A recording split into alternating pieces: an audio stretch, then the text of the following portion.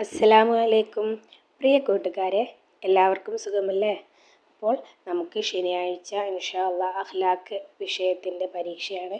അഖ്ലാഖിലെ ആദ്യത്തെ 4 പാഠങ്ങളാണ് നമുക്ക് ഈ പാദവാർഷിക പരീക്ഷയ്ക്കായിട്ടുള്ളത്.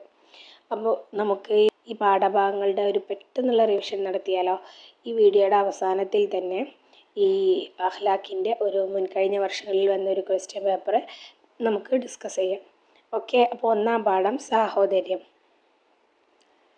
ഈ പാഠത്തിൽ പ്രധാനമായും പറയുന്ന ഒരേ ഒരു പോയിൻ്റേ ഉള്ളൂ. പരസ്പരമുള്ള ബന്ധം ശക്തമാവുന്നതിന് നബി സല്ലല്ലാഹു അലൈഹി വസല്ലമ തങ്ങൾ പാലിക്കാൻ പറഞ്ഞ കടമകൾ 6 ആ 6 കടമകളും നമുക്ക് പഠിക്കണം. ഓക്കെ, പരസ്പരമുള്ള ബന്ധം ദൃഢമാവാൻ, ഊർജമാവാൻ നമ്മുടെ നബി തങ്ങൾ പാലിക്കാൻ പറഞ്ഞ 6 കടമകൾ: 1 കാണുമ്പോൾ സലാം പറയൽ, 2 ക്ഷണം സ്വീകരിക്കൽ, 3 സതുപദേശം തേടിയാൽ നന്മ ഉപദേശിക്കൽ, 4 തുമ്മി അൽഹംദുലില്ലാ എന്ന് പറഞ്ഞാൽ അവനോട് യർഹമുക്കുള്ള എന്ന് പറയൽ, 5 രോഗിയായാൽ ചെന്ന് കാണൽ, 6 ജനാസയെ അനുഗമിക്കൽ. നിങ്ങൾ സാധിക്കുമെങ്കിൽ ഈ 6 കാര്യങ്ങളും കാണാതെ പഠിച്ചിരിക്കണം.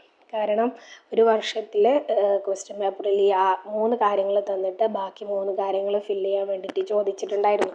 അപ്പോൾ നമ്മൾ 6ഉം പഠിച്ചിരിക്കണമല്ലോ. അതുകൊണ്ട് തന്നെ നിങ്ങൾക്ക് സാധിക്കുമെങ്കിൽ നിങ്ങൾ 6 കാര്യങ്ങളും പഠിച്ചിരിക്കണം. ഓക്കെ, ഇനി രണ്ടാം പാഠം നോക്കാം. നമ്മുടെ അഭിവാദ്യം. ഇത് വളരെ പ്രധാനപ്പെട്ടൊരു പാഠമാണ്. ഇതിൽ നമ്മുടെ അഭിവാദ്യം എന്താണ്? നമ്മുടെ അഭിവാദ്യമാണ് അസ്സലാമു അലൈക്കും എന്നുള്ളൊരു വചനം അല്ലേ? രണ്ടാമതായി പറയുന്ന കാര്യം സലാം പറയൽ സുന്നത്തും മടക്കൽ നിർബന്ധവുമാണ്. അപ്പോൾ സലാം പറയുന്നതിൻ്റെ വിധി സുന്നത്ത്, സലാം അടക്കുന്നതിൻ്റെ വിധിയോ നിർബന്ധം. ഓക്കെ, പിന്നെ അതുപോലെ തന്നെ പറയുന്ന വേറൊരു പോയിൻ്റാണ് സലാം മടക്കിയവനേക്കാൾ കൂടുതൽ പ്രതിഫലം ലഭിക്കുന്നത് സലാം പറഞ്ഞവനാണ്. ഓക്കെ, ഈ ഒരു പോയിൻറ്റും നിങ്ങൾ മനസ്സിൽ നോട്ട് ചെയ്ത് വെക്കുക.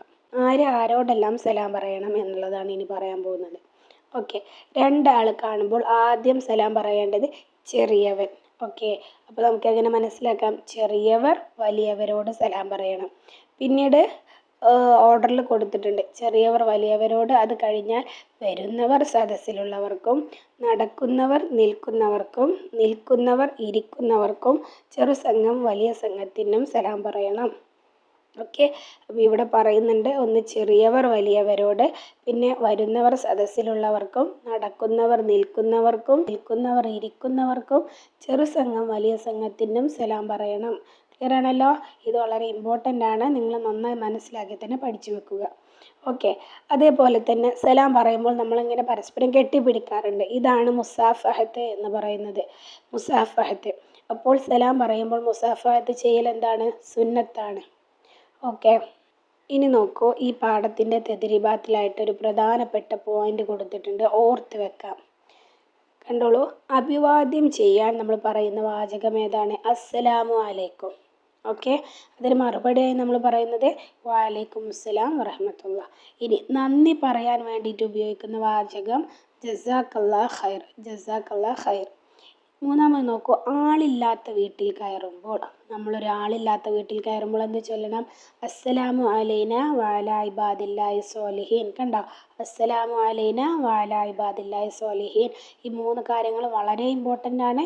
നോക്കി മനസ്സിലാക്കി പഠിച്ചു വെക്കുക. ഓക്കെ, അഭിവാദ്യം ചെയ്യാൻ അസ്സലാമു അലൈക്കും, ഒരാളോട് നന്ദി പറയാൻ അറബിയിൽ നമ്മൾ ഉപയോഗിക്കുന്നതാണ് ജസാക്കല്ലാഹ് ഖൈർ. പിന്നെ ആളില്ലാത്ത വീട്ടിൽ പ്രവേശിക്കുമ്പോൾ അസ്സലാമു അലൈനാ വഅലാ ഇബാദില്ലാഹി സ്വാലിഹീൻ എന്ന് നമ്മൾ സലാം പറയണം. ഇനി 3-ാം പാഠം നോക്കൂ, ലാ ബഅസ തുഹൂറുൻ ഇൻഷാ അല്ലാഹ്. ഓക്കെ, ഇവിടെ പറയുന്നുണ്ട് നബി സല്ലല്ലാഹു അലൈഹി വസല്ലമ അർക്കം റളിയല്ലാഹു അൻഹുവിൻ്റെ വീട്ടിൽ ചെന്നു. നബി തങ്ങൾ ചെന്നതിൻ്റെ ഉദ്ദേശം എന്തായിരുന്നു? അർക്കം റളിയല്ലാഹു അൻഹുവിന് കണ്ണുവേദനയായിരുന്നു.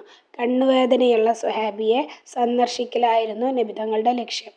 ഓക്കെ, അപ്പോൾ ഇവിടെ നിന്ന് ചോദിക്കാം, കണ്ണുവേദനയുള്ള ഏത് സ്വഹാബിയെയാണ് നബി തങ്ങൾ സന്ദർശിച്ചത്? അർക്കം റളിയല്ലാഹു അൻഹുവിനെ. ഓക്കെ, പിന്നെ പറയുന്ന മറ്റൊരു പോയിൻ്റാണ് രോഗികളായാൽ ആരെയെല്ലാം ചെന്ന് കാണണം? ആരെയെല്ലാമാണ്? നമ്മുടെ കൂട്ടുകാർ, ബന്ധുക്കൾ, അയൽവാസികൾ മുതലായവരെയൊക്കെ അവരുടെ രോഗാവസ്ഥയിൽ നമ്മൾ ചെന്ന് സന്ദർശിക്കണം.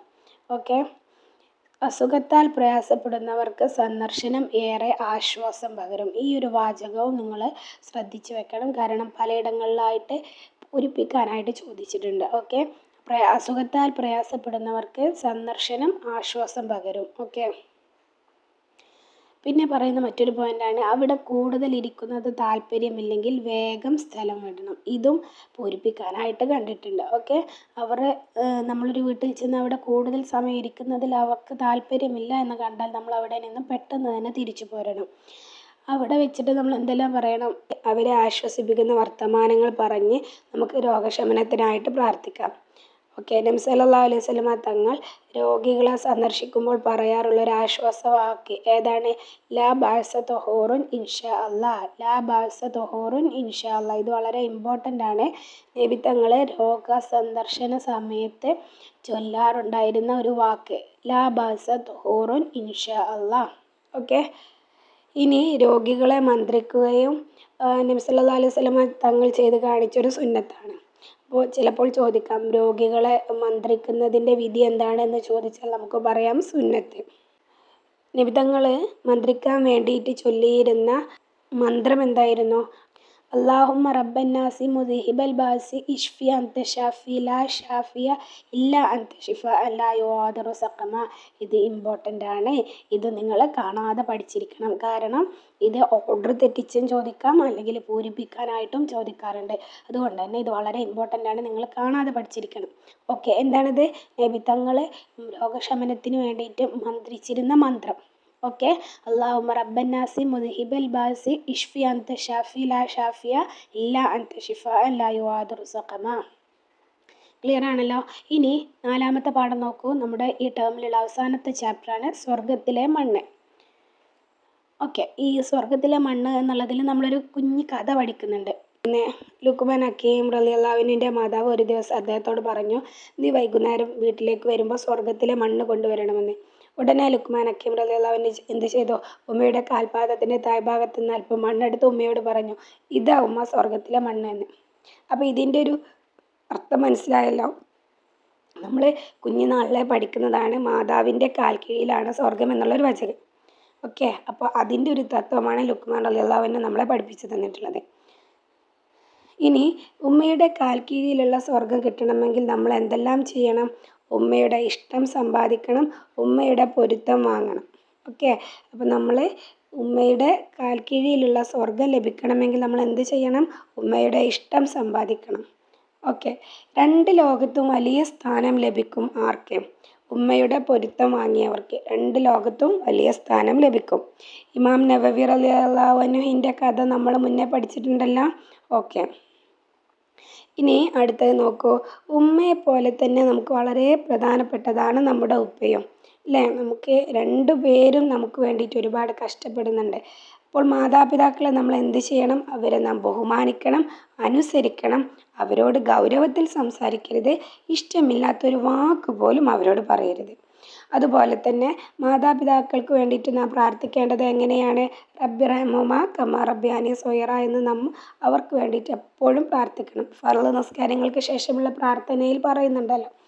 ഓക്കെ. അപ്പോൾ മാതാപിതാക്കൾക്ക് വേണ്ടി നാം എന്തെല്ലാം ചെയ്യണം എന്നുള്ള കാര്യം ഇവിടെ മുതൽ അവരെ നാം ബഹുമാനിക്കണം, അനുസരിക്കണം. അവരോട് ഗൗരവത്തിൽ സംസാരിക്കരുത്. ഇഷ്ടമില്ലാത്തൊരു വാക്ക് പോലും അവരോട് പറയരുത്.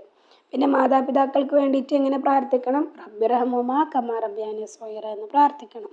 തീർച്ചയായും ഉത്തരം ലഭിക്കുമെന്ന് നബി സല്ലല്ലാഹു അലൈഹി വസല്ലമ ഉറപ്പ് പറഞ്ഞിട്ടുള്ള ഒരു പ്രാർത്ഥന ഏതാണ്?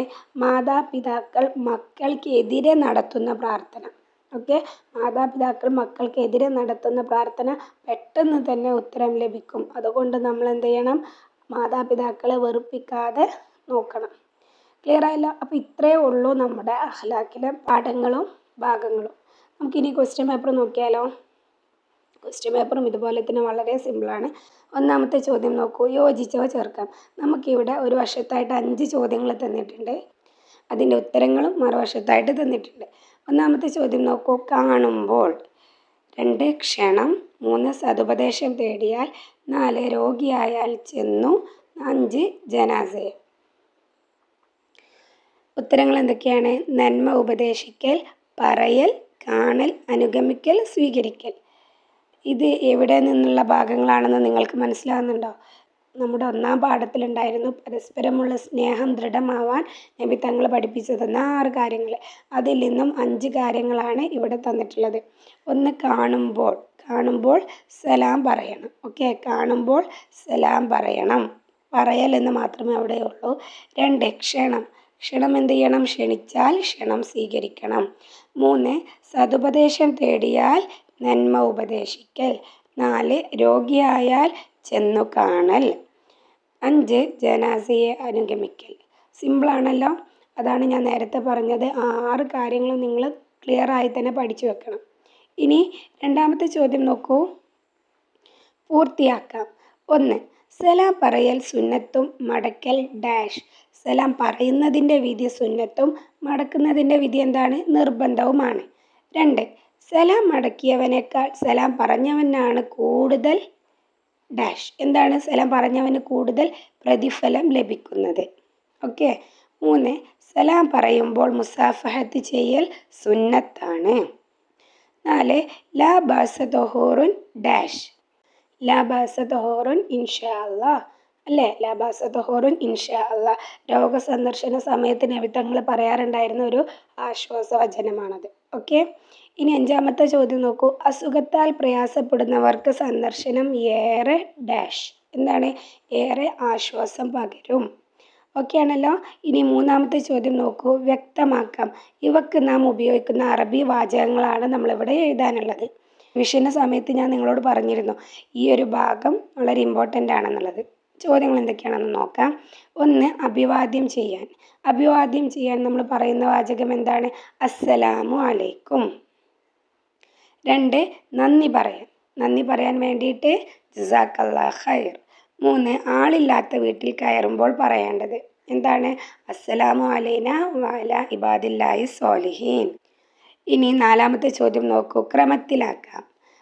1, ഇഷ്ഫി അൻത ഷാഫി മുദ്ഹിബൽ ബഅസി ലാ യുആദിറു സഖമ അല്ലാഹുമ്മ ലാ ഷാഫിയ ഇല്ലാ അൻത റബ്ബന്നാസി ഷിഫാഅൻ. അപ്പോൾ അറിയാമല്ലോ, ഞാൻ പറഞ്ഞിരുന്ന ഈ ഒരു മന്ത്രം ഓർഡറിൽ നിങ്ങൾ കാണാതെ പഠിച്ചിരിക്കണം. അപ്പോൾ നമുക്കൊന്ന് ഓർഡർ ആക്കിയാലോ? എങ്ങനെയാണ് അതിൻ്റെ ഓർഡർ ഒന്ന് നോക്കാം. അല്ലാഹുമ്മ ആദ്യം. അല്ലാഹുമ്മ റബ്ബന്നാസി മുദ്ഹിബൽ ബഅസി. പിന്നെയോ ഇഷ്ഫി അൻത ഷാഫി. ഇവിടെ ഇഷ്ഫി അൻത ഷാഫി ലാ ഷാഫിയ. കണ്ടോ? ഇഷ്ഫി അൻത ഷാഫി ലാ ഷാഫിയ ഇല്ല അൻത ലാ ഷിഫാഅൻ. ലാ ഷാഫിയ ഇല്ല അൻത ഷിഫാഅൻ ലാ യുആദിറു സഖമ. കണ്ടോ? ഇത് 7 പാർട്സായിട്ട് മുറിച്ച് തന്നിട്ടുണ്ട്. അപ്പോൾ നമ്മളത് ഓർഡറാക്കി എഴുതി കൊടുക്കണം. 5ാമത്തെ ചോദ്യം നോക്കൂ. ഉത്തരം എഴുതാം.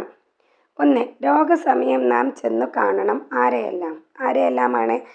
നമ്മുടെ കൂട്ടുകാർ, ബന്ധുക്കൾ, അയൽവാസികൾ. ഇവരെല്ലാം നമ്മൾ അവരുടെ രോഗസമയങ്ങളിൽ പോയി സന്ദർശിക്കണം. 2, കണ്ണുവേദനയുള്ള സ്വഹാബിയെ നബി സല്ലല്ലാഹു അലൈഹി വസല്ലമ സന്ദർശിച്ചു. ആ സ്വഹാബിയുടെ പേരെന്ത്? എന്താണ്? അർക്കം റളിയല്ലാഹു അൻഹു. 3, രോഗസന്ദർശകൻ വേഗം സ്ഥലം വിടണം. എപ്പോഴാണ്? കൂടുതൽ സമയം അവിടെ ഇരിക്കുന്നത് അവർക്ക് താല്പര്യമില്ല എങ്കിൽ നമ്മൾ അവിടെ നിന്നും പെട്ടെന്ന് സ്ഥലം വിടണം. ഇനി 6ാമത്തെ ചോദ്യം നോക്കൂ. ആര് ആരോട് സലാം പറയണം? റിവിഷൻ്റെ സമയത്ത് ഞാൻ പറഞ്ഞിരുന്നു ഇത് വളരെ ഇമ്പോർട്ടൻ്റ് ആയിട്ടുള്ളൊരു പോയിൻ്റാണ്. നോക്കൂ. 1, രണ്ടാൾ കാണുമ്പോൾ ആരോടാണ് സലാം പറയേണ്ടത്? ചെറിയവൻ. ഓക്കെ, 2 കാണുമ്പോൾ ചെറിയവൻ സലാം പറയണം. 2ാമത്തെ ചോദ്യം നോക്കൂ. വലിയ സംഘം ചെറുസംഘം ഇതിലെ ആരോട് പറയണം? വലിയ സംഘം ചെറുസംഘം ഇതിൽ ആരോട് പറയണം? ചെറുസംഘം വലിയ സംഘത്തിനോട് സലാം പറയണം. അങ്ങനെയല്ലേ? ചെറുസംഘം വലിയ സംഘത്തിനോട് സലാം പറയണം. ഇനി 3ാമത്തെ ചോദ്യം നോക്കൂ. സദസ്സിലുള്ളവർ വരുന്നവർ ഇതിൽ ആരോട് സലാം പറയണം? വരുന്നവർ സദസ്സിലുള്ളവരോട് സലാം പറയണം. ഓക്കെ. 5ാമത്തെ ചോദ്യം. നിൽക്കുന്നവർ നടക്കുന്നവർ ആരോട് പറയണം? നടക്കുന്നവർ നിൽക്കുന്നവരോട് സലാം പറയണം. 5ാമത്തേത് നോക്കൂ. നിൽക്കുന്നവർ ഇരിക്കുന്നവർ ഇതിൽ ആരോട് പറയണം? നിൽക്കുന്നവർ ഇരിക്കുന്നവർ. ആരോടാണ്? നിൽക്കുന്നവർ ഇരിക്കുന്നവരോട് സലാം പറയണം. ക്ലിയർ ആണല്ലോ? മനസ്സിലായോ? ഇത് നമുക്ക് 2 ടീമാക്കി തന്നിട്ടുണ്ട്. ഇതിൽ ആരോട് സലാം പറയണം എന്ന് നമ്മൾ ഇവിടെ എഴുതി കൊടുക്കാനാണ്. ക്ലിയർ ആയല്ലോ? കൺഫ്യൂഷൻ വരരുത്. 7ാമത്തെ ചോദ്യം നോക്കൂ, പൂർത്തിയാക്കാം. 1. രോഗികളെ ഡാഷ് നബി സല്ലല്ലാഹു അലൈഹി വസല്ലമ തങ്ങൾ ചെയ്തു ഡാഷ് സുന്നത്താണ്. എന്താണത്? 3ാമത്തെ പാഠത്തിൽ അവസാനമായിട്ട് വരുന്നൊരു ഭാഗമാണത്. രോഗികളെ മന്ത്രിക്കുന്നതും നബി സല്ലല്ലാഹു അലൈഹി വസല്ലമ തങ്ങൾ ചെയ്തു കാണിച്ച സുന്നത്താണ്. കണ്ടോ എവിടെയാണ്? 3ാം പാഠത്തിൽ അവസാനമായി വരുന്ന ഈ ഒരു ഭാഗമാണ്. രോഗികളെ മന്ത്രിക്കുന്നതും നബി സല്ലല്ലാഹു അലൈഹി വസല്ലമ തങ്ങൾ ചെയ്തു കാണിച്ച സുന്നത്താണ്. ക്ലിയർ ആയല്ലോ? ഇതൊക്കെയാണ് നമ്മുടെ അഖ്ലാഖ് വളരെ സിമ്പിളാണ്. നിങ്ങൾ നന്നായി പഠിച്ചാൽ മാത്രം മതി, നന്നായിട്ട് സ്കോർ ചെയ്യാൻ പറ്റും. ഓക്കെ, അപ്പോൾ അള്ളാഹു എല്ലാ മക്കൾക്കും ഉന്നതമായ വിജയം നൽകി അനുഗ്രഹിക്കട്ടെ. ആമീൻ. അസ്സലാമു അലൈക്കും വറഹ്മത്തുള്ളാഹി വബറകാതുഹു.